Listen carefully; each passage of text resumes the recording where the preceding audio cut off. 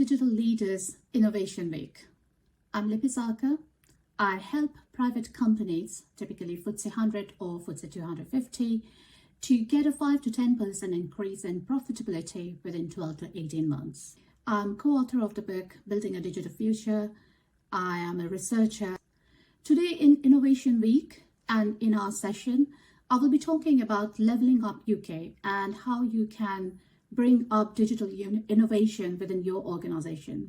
So let's look more into the details of what does leveling up means and what can we do within your organization and where you are within your organization to increase the digital innovation that will bring some profitability within your business. I'll encourage you to post your questions during the session and I'll try to answer as much as possible towards the end of the session during the Q&A. And I will be selecting 2 lucky winners from this session who will be getting my book, Building a Digital Future. So keep listening and enjoy the session.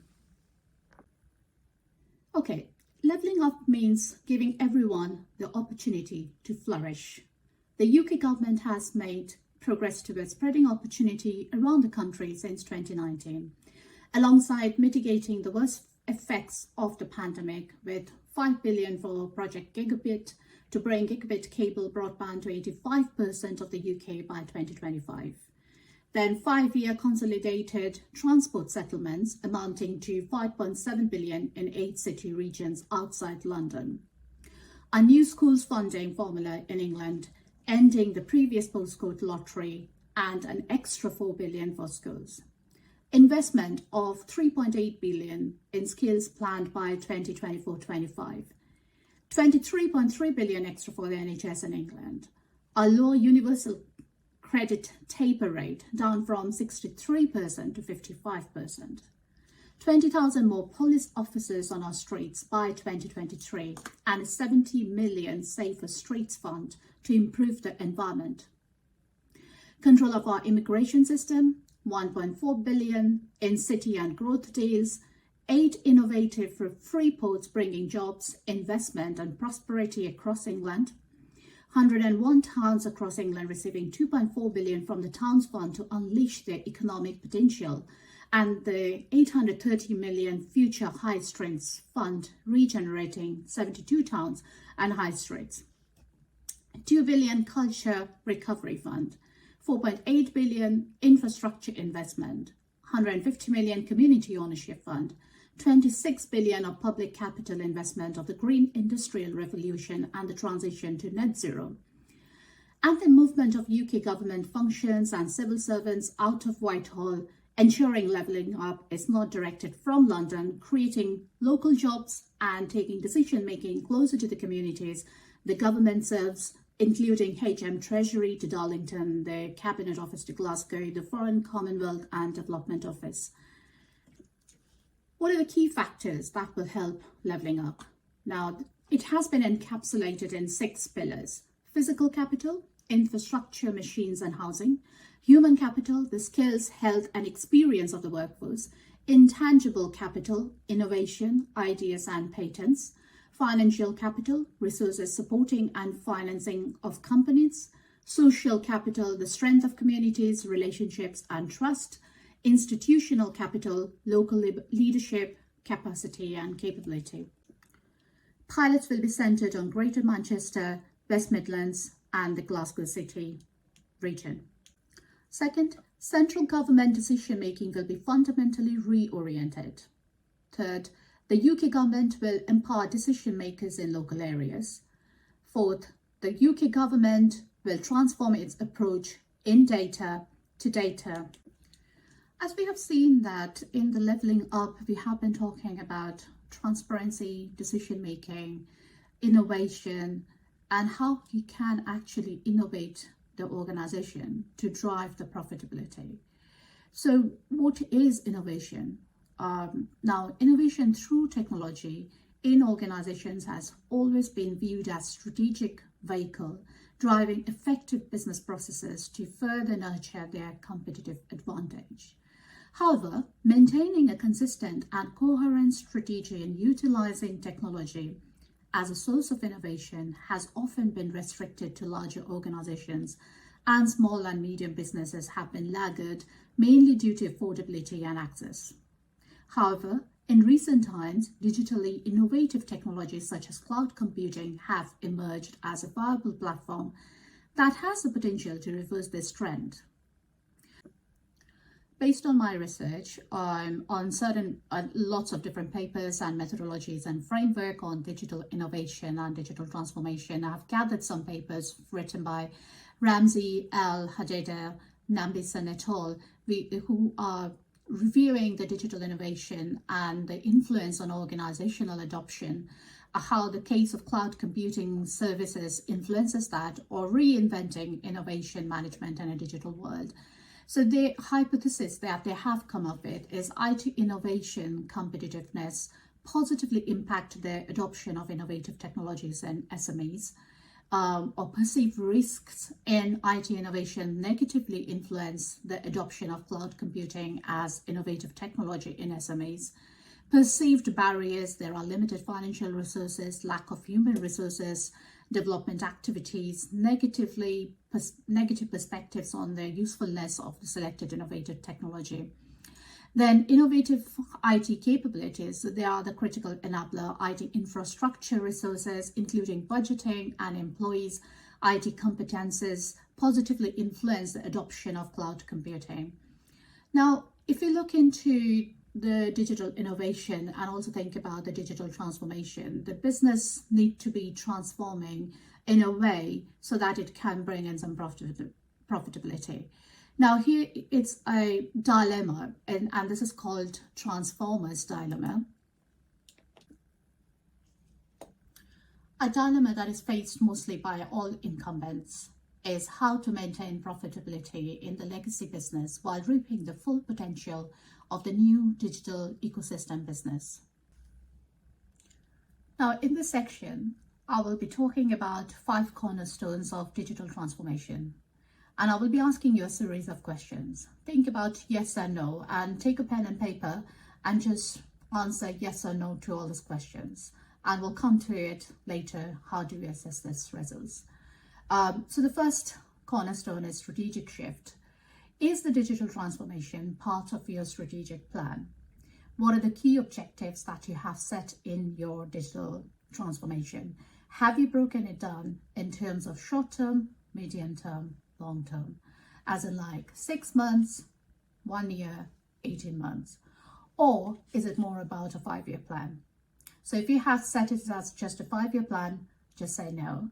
And if you have set it as short term, medium term, long term, answer yes to this question.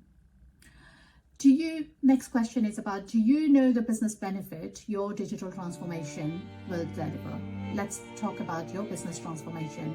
What are the key business benefits and how many business benefits that you have identified that will deliver? And again, have you identified that as short-term, medium-term, long-term? The next cornerstone is cultural shift. Do you know what the prevailing culture in your company, i.e., do the managers exhibit the cultures and values that you want? Do you know what should you stop doing? Do you know what should you start doing? And what should you continue to do? What is that one thing about the culture you would like to change within your organization? The third cornerstone is shift in people's mindset.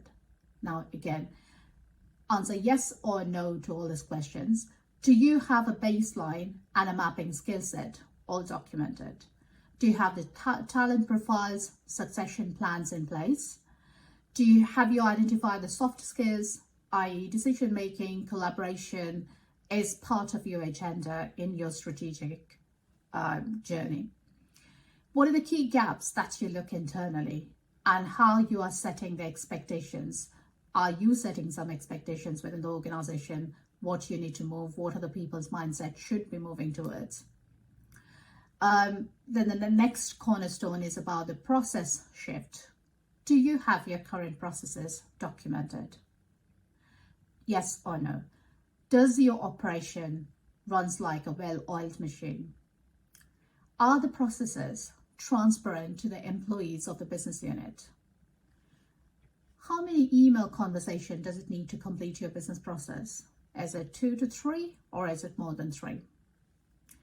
How many Excel spreadsheets do you need to rely on to make an informed decision? Is it about couple?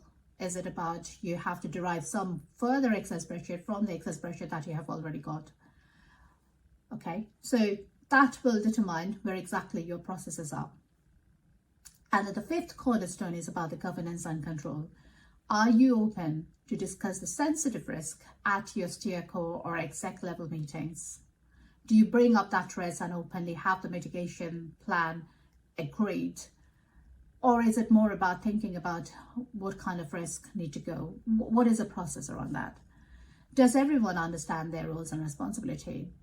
And it's kind of, I know it's a very, very tricky question, because when you talk about the roles and responsibility, people take on more responsibilities and carry on doing the work. But again, is it clearly defined about the roles and responsibility? Next question is your business strategy aligned with the project team activities?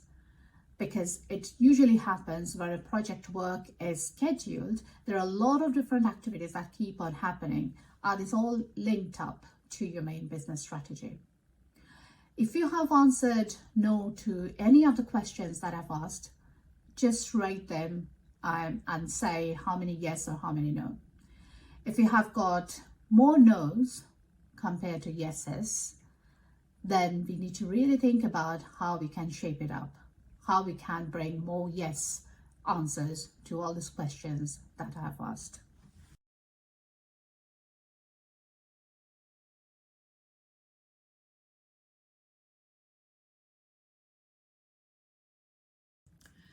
In this section, I would like to talk about the phases of digital transformation. Now, the first phase is digitization. Digitization is the encoding of analog information into a digital format, i.e. into zeros and ones, such that computers can store, process and transmit such information. Examples like concern the use of digital forms in ordering processes, the use of digital surveys, or the use of digital applications for internal financial declarations. Typically, digitization mainly digitalizes internal and external documentation processes, but does not change value creation activities. Level 2, digitalization, which describes how IT or digital technologies can be used to alter existing business processes. For example, the creation of new online or mobile communication channels that allow all customers to easily connect with firms and will change traditional firm customer interactions. In digitalization, IT serves as a key enabler to seize new business possibilities by changing existing business processes such as communication, distribution, or business relationship management. Hence, digitalization is not only focused on cost savings, but also includes process improvements that may enhance customer experiences. Level 3, this is digital transformation, is the most pervasive phase and describes a company-wide change that leads to the development of new business models, which may be new to the local focal firm or industry. Firms compete and can attain a competitive advantage through their business models. Now, digital transformation affects the whole company and its ways of doing business and goes beyond digitalization, the changing of simple organizational processes and tasks. Digital transformation is only possible having the right talent and mindset with the right balance. Digital transformation also requires new structures, processes, and technology in place, which depends on the digital maturity of the core business. Companies also need to measure the progress and results for both businesses. KPIs need to break through from the traditional approach of measuring just the cost savings or efficiency and include customer satisfaction. So what are the digital resources that you would need at each level? Number 1, digital assets. Firms require digital assets like the storage of data, information and communication infrastructure and accompanying technologies to effectively compete in the digital era. Today's firms invest heavily in the development and acquisition of digital technologies, hardware and software, to allow for AI, machine learning, IoT, and robotics. Number 2, digital agility. Digital agility concerns the ability to sense and seize market opportunities provided by digital technologies. Now, digital agility is vital for any incumbent survival.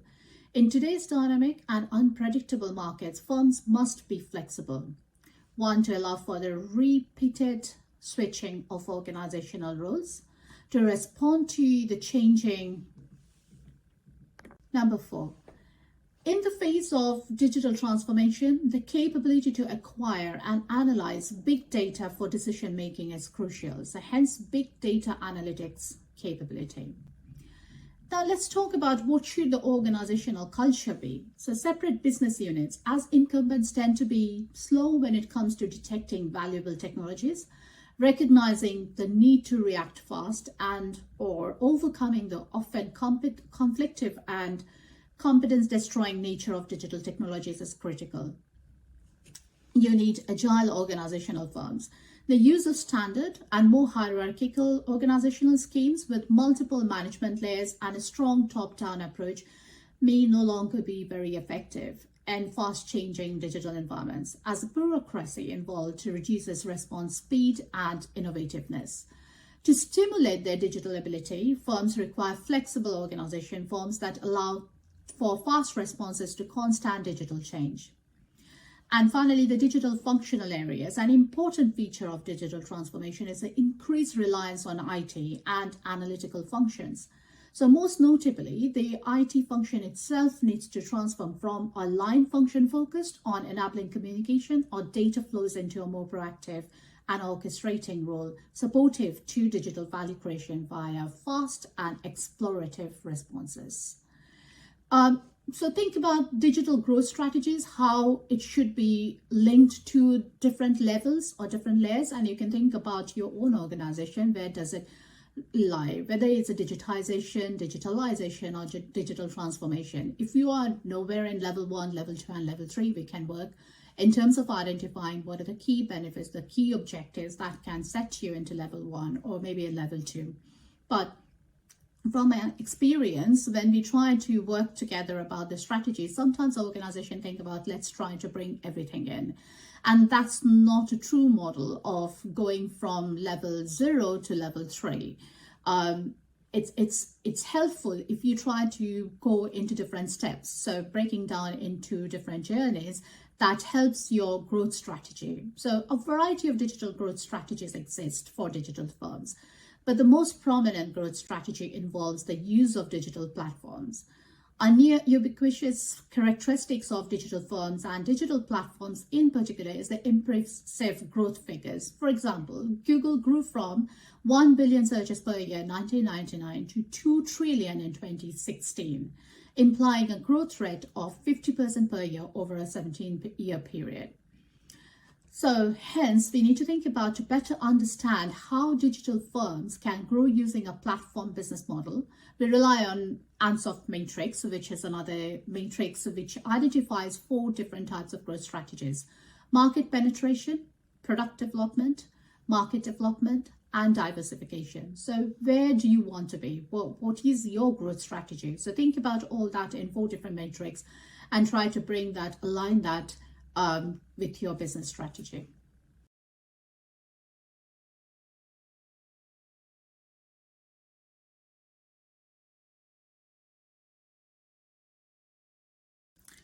We have come now to the last segment of how I can help in your business. So typically I work with the business and organization to shape and develop the business unit workstream to achieve overall transformation goals. Understand your as-is and develop a 2B global operating model for your finance, operation services, sales and marketing, encompassing people, process, and technology. Creating a structured initiatives with associated timeline, roadmap, budgets, and resources across a diverse business. Working with stakeholders across the transformation program workstream to ensure there is a consistent approach and a delivery of transformational change and a framework that we can work repeatedly. Create and maintain a program-wide rate log and ensure that the relevant parties are involved in addressing and mitigating each factor. Leading the projects and programs end-to-end from inception, vision creation, through to acceptance into support and services. Managing program financials, including initial business case, estimates, budgets, and forecasts across OPEX and CAPEX. Proactively managing a complex program stakeholder environment up to executive level across multiple internal functions and external functions and across any location.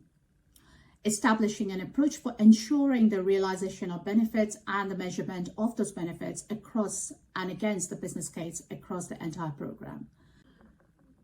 I'll work with you and help you in selecting the solution delivery partner as and when needed, and with a key focus on the benefits measurement throughout the entire program.